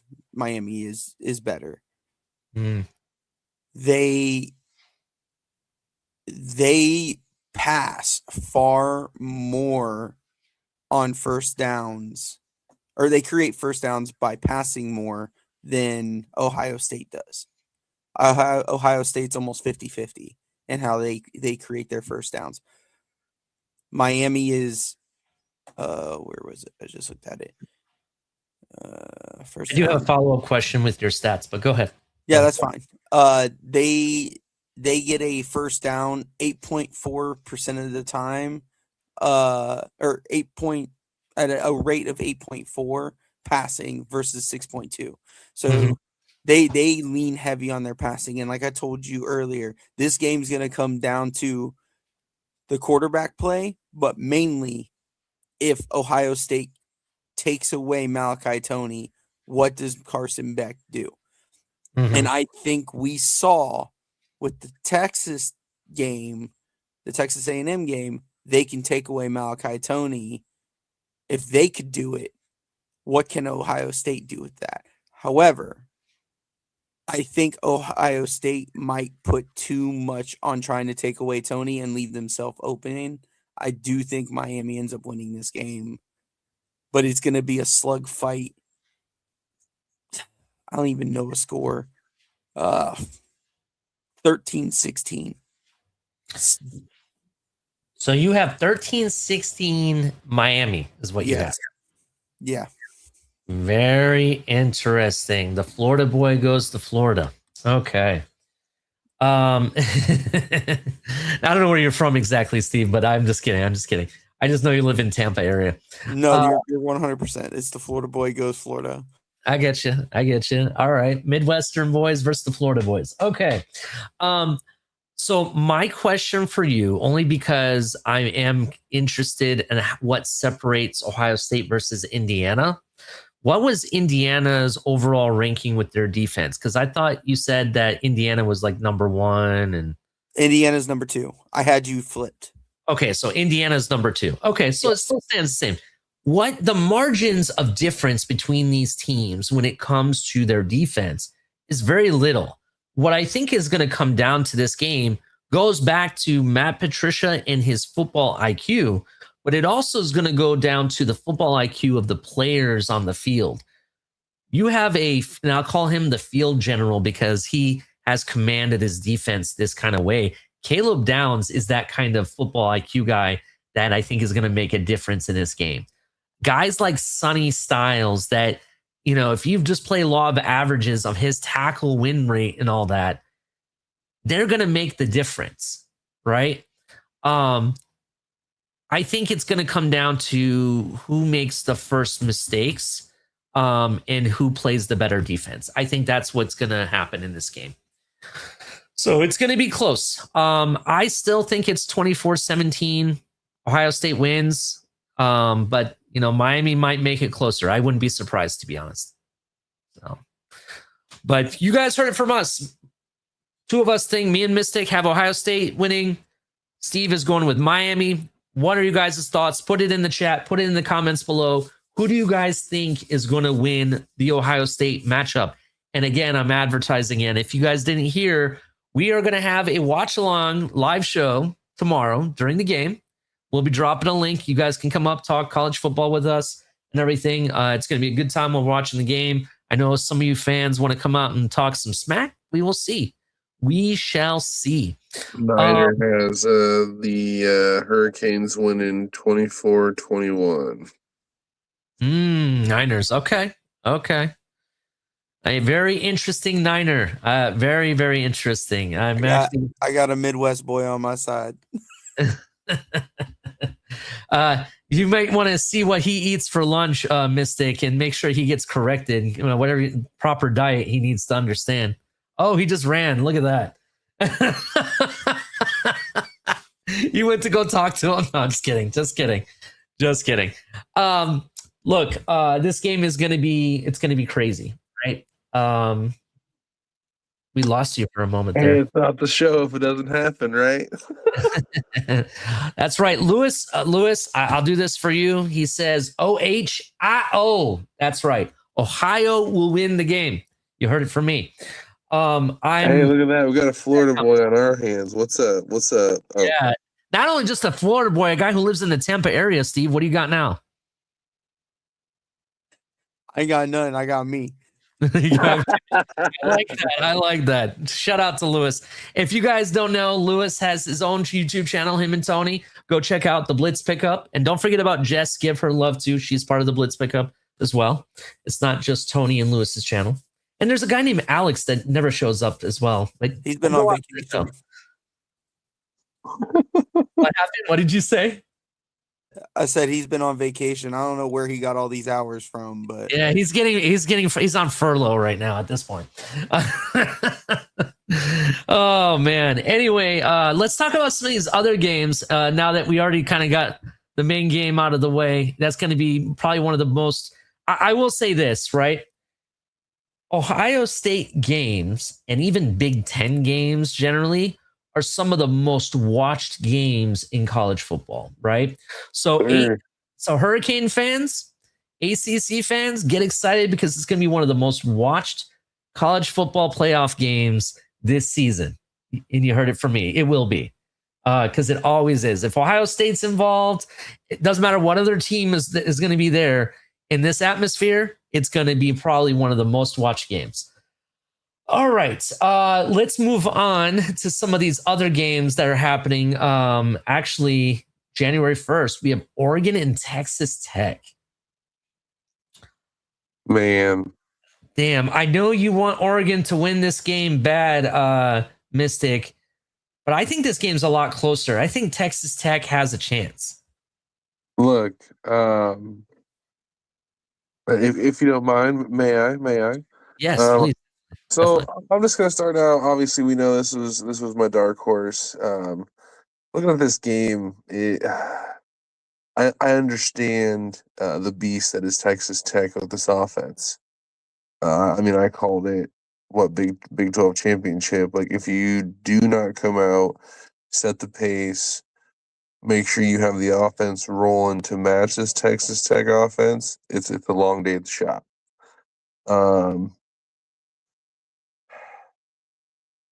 I'm still sticking with Oregon because that's what I do. I stick with my takes, but this game does worry me that Texas Tech could get going and Dante Moore could have that moment that everyone's thinking is going to happen. He could have that off game that could cost him.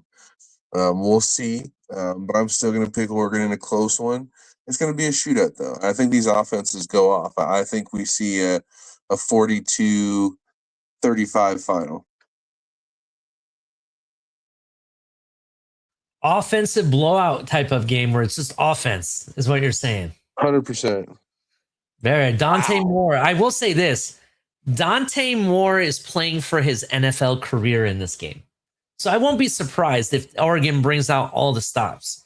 They're going to run the ball. They're going to have dual threat Dante Moore passing, running, Triple option might be a thing. It's going to be all over the place, right? So it'll be very interesting. I kind of, man, I don't know. Now I'm thinking about it. It could go Oregon's way, but I kind of have. I'm going to tell you this: you don't pay for the most expensive roster in college football without expecting a win, right? I'm going to say Texas Tech wins it. I'm going to say 35-31. No. I'm sorry. 35-33. That's my final score. I like it. All right. Here we come swinging. I think Oregon comes out swinging hard, and Dante Moore puts on a show.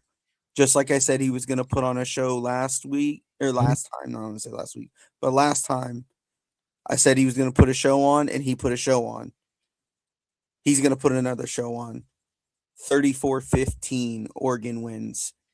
He is looking to somehow supplant Mendoza. And I don't think he will ultimately overall, but I think he comes out swinging. I tend to like him a little more than I think some people do. I like Dante Moore a lot. I think he's very cold in the pocket. So, yeah. 34-15, Oregon. Very interesting. I do think there's going to be a lot of offense. I think it's going to be an offensive game. The question will be which defense can slow the other team down just enough to win the game.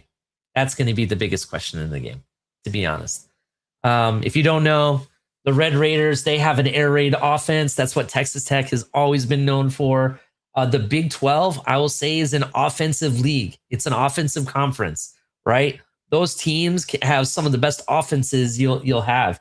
That's where guys like CeeDee Lamb came from, for example. So it'll be really interesting what happens in that game. Next game, Alabama versus Indiana. And I have a hot take for this one. Go ahead. Who wants to go first? Oh, I'll jump out here. I got this too. I'm liking it. It's going to go right into the narratives of what we got going on, leading to the draft, leading to the next NFL season.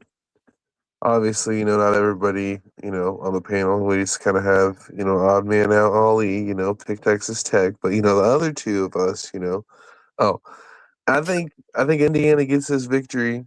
I think they take care of business. I think the defense smothers Alabama. We've seen Alabama's offense have times where they just struggle to get going.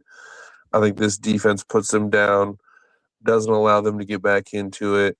Mendoza has a solid game. I don't think nothing too flashy from him. I think he manages the offense, nothing too big, nothing too low. And I think you see them win 28, probably 28-14. Okay. All right. The reason why I said that is because then that would set up Mendoza versus Dante Moore if Oregon wins in the next round. Very interesting. I do want to say that though I was the lone one on this panel that took Texas Tech, Niners took Texas Tech as well. Nice. Just so you know, Spice, I'm going to put some salt on that wound. In addition to it, I'm going to go ahead and say this. The last time I bet on Oregon, I lost. That was versus Indiana. And I'm not making that mistake again. And second, the last time I bet against Texas Tech, I lost. I ain't betting against Texas Tech again. Sorry, not going to happen. I am going Texas Tech wins that game. I was hot on them before the season even started. When I first started this channel, I talked about how I thought Texas Tech was going to do some stuff.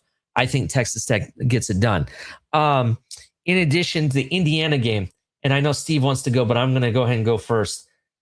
Indiana is going to give belt to ass against Alabama. I'm going to tell you right now, what you saw against Oklahoma, You thought it was kind of a redemption of what happened against Georgia. No, Georgia has a closer defense to what Indiana has than what Alabama saw against Oklahoma, right? I'm going to tell you straight up, it's going to be belt to ass. And I think Alabama is going to get kind of embarrassed by Indiana. That's how high I'm on Indiana in that matchup.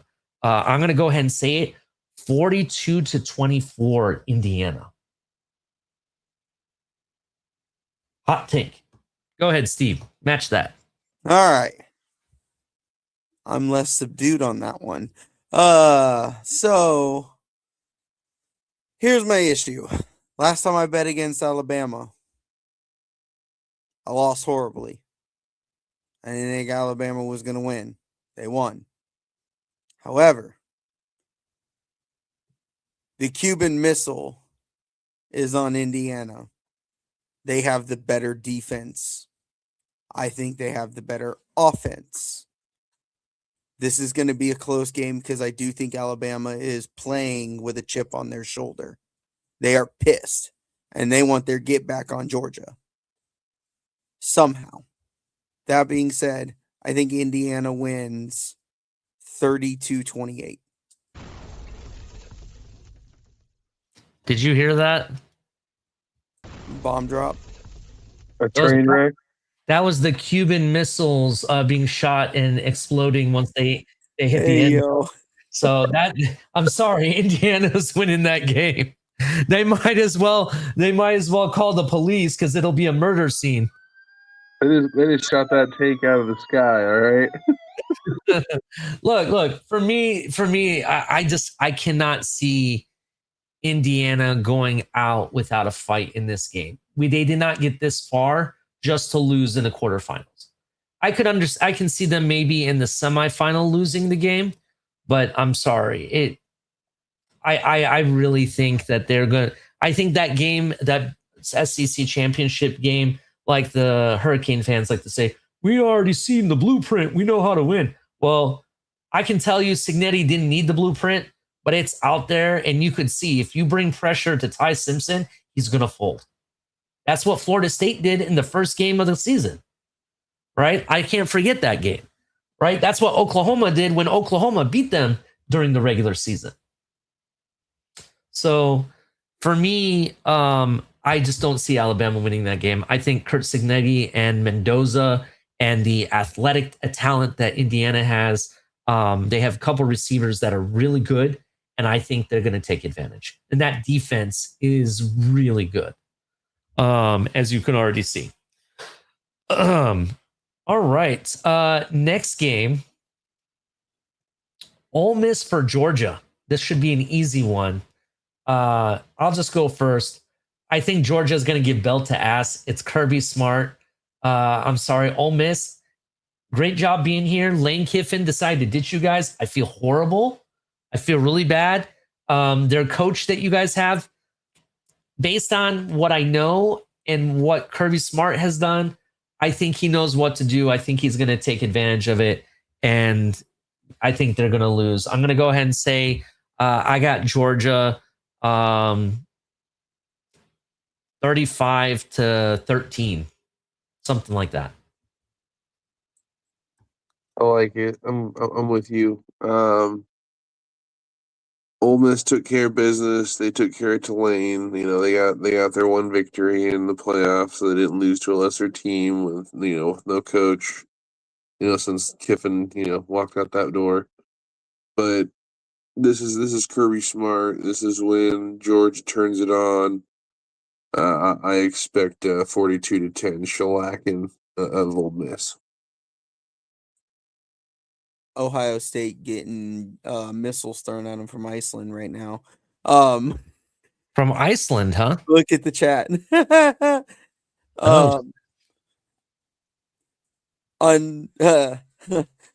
Does anybody know what city that Georgia's playing in?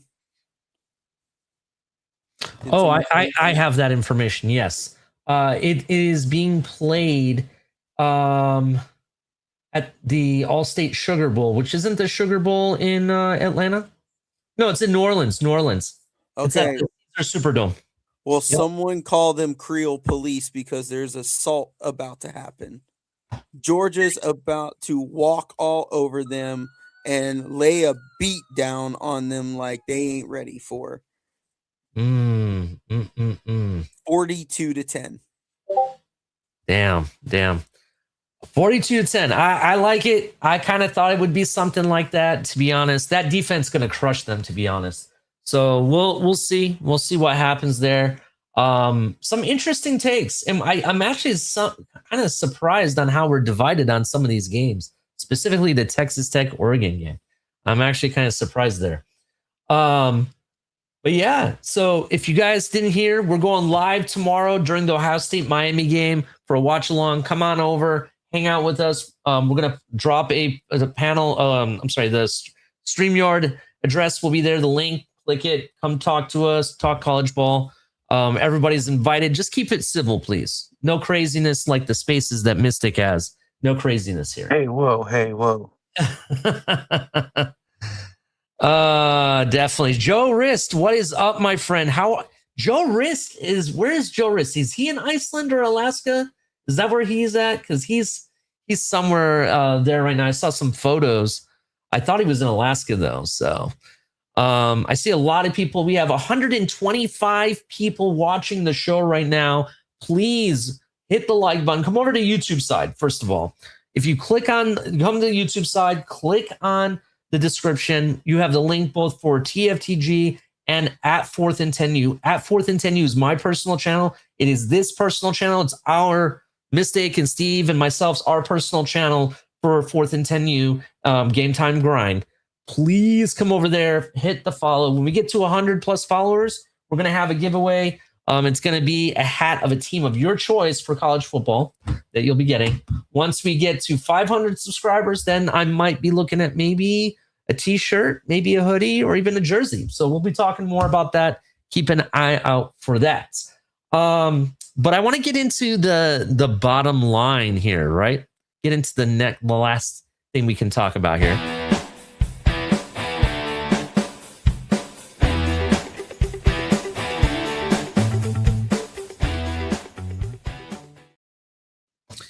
So we talked about the Ohio State-Miami game, right? That's probably one of the biggest matchups this weekend. I'd say it's bigger than Georgia and Ole Miss because we know how that's going to end. I'll say it's definitely bigger than Texas Tech and Oregon, to be honest. And then you look at the Alabama game. The Indiana-Alabama game is going to be really fun to watch, to be honest. I think that's going to be an interesting game. But I think the game that has the most hype right now is this Ohio State-Miami game. And there were some thoughts I had that I kind of wanted to leave for the bottom line to kind of put some stamp on why I'm taking Ohio State in this game and why I think it's going to make a difference. And I hate to do this to you, Steve, but this involves your new head coach. Okay. Brian Hartline has, I guess you could say that he's been demoted, but he really hasn't, right?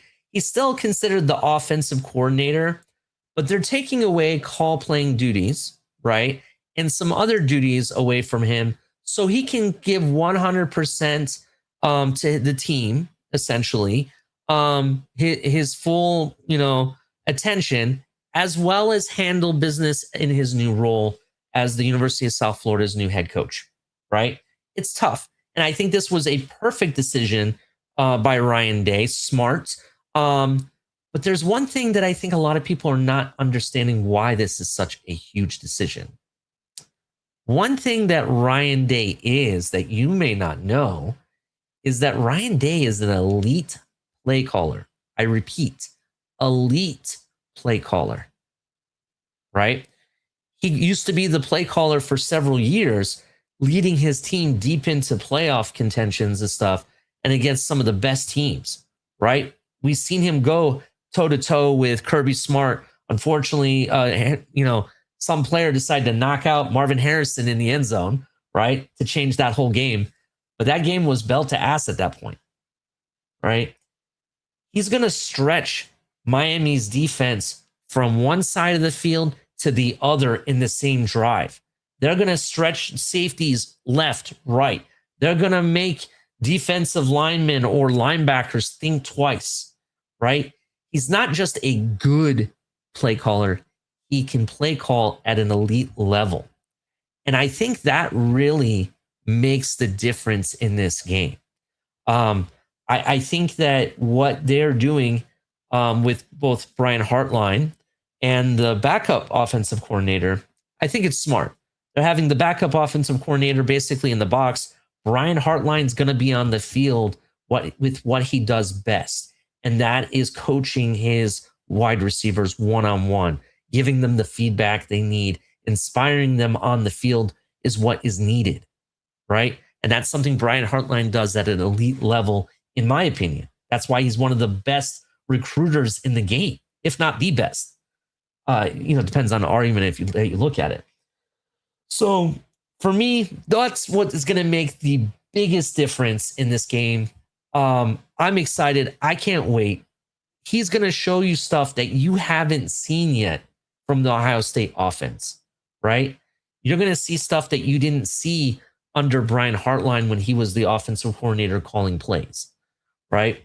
You're not going to see. And the other thing that we didn't really talk about is the tight end room for Ohio State. They have 3 or 4 guys that honestly you could argue that can be a starter at any moment on this team, right? You got Max Clare and among other people that they have. So for me, it's going to be really come down to play calling and that defense. That the defensive line specifically, those are the 2 areas that I think are going to make the biggest difference in this game. What happens, we don't know. I'm betting on Ohio State, though. That's where I'm betting.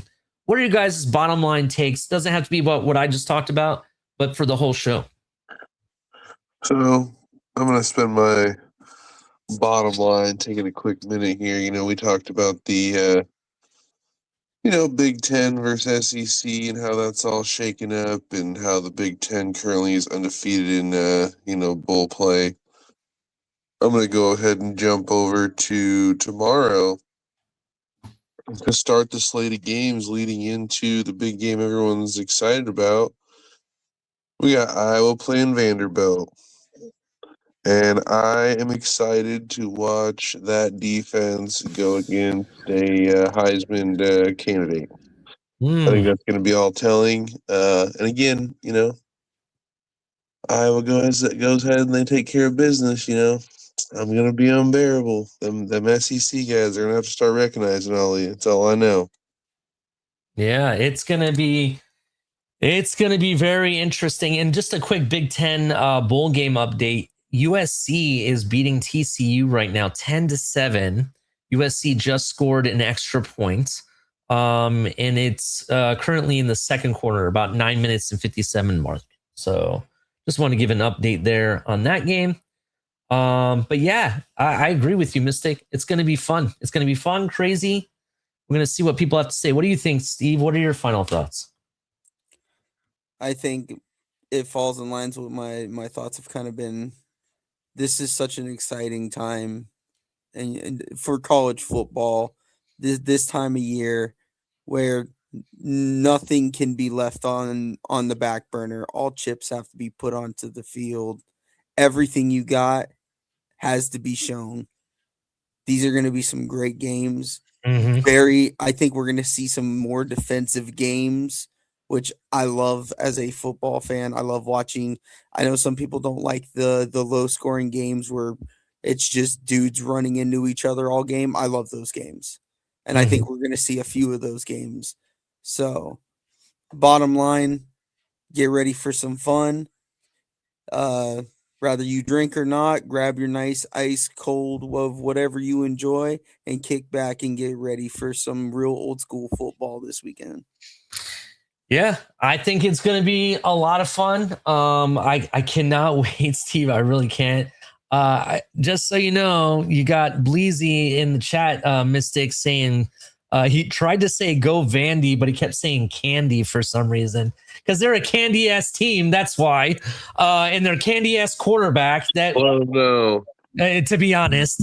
Those Just bunch kidding. of jabronis. Oh wait, But I'm going with Iowa in that game myself. I think their defense takes care of business. I think they do just enough to win that game. To be honest, they're usually pretty efficient when it comes to bowl games. Anyway, I'm going Iowa. Best offensive line in the nation. Yeah, and trust me, if I know a lot of people know what pro team we follow. We're Dolphin fans, right? I would love to have any of those offensive linemen drafted by our team. I'll take any one of them, the starting lineup. So, Percent. But it'll be very interesting. One last thing, I almost forgot to mention this. Do you think the Miami fans are gonna, come out swinging, especially with the new L that they just took yesterday as well? Ooh. The L with the Freshman of the Year award. Did you see who it went to?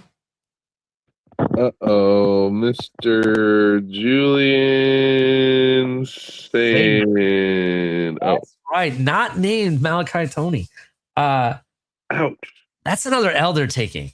I'm not really trying to talk smack. I was kind of a little bit surprised they gave it to him. We'll see. Yeah, we'll see. We'll see what the game brings tomorrow. Everybody, check us out. We're going live right here on 4th and 10U, including TFTG and on X. We're going live at 7 p.m. Eastern time, 30 minutes before kickoff, I believe, because I believe that game starts at 7:30. Everybody's invited. Like I said, this will be a panel show. We'll be dropping the link. You guys can come up, hang out with us, talk college football. I'll probably be having a beer or two in my hand, watching the game. It'll be a New Year's Eve fun. When the game ends, I'm going to shut it down and, enjoy the rest of New Year's Eve with my family.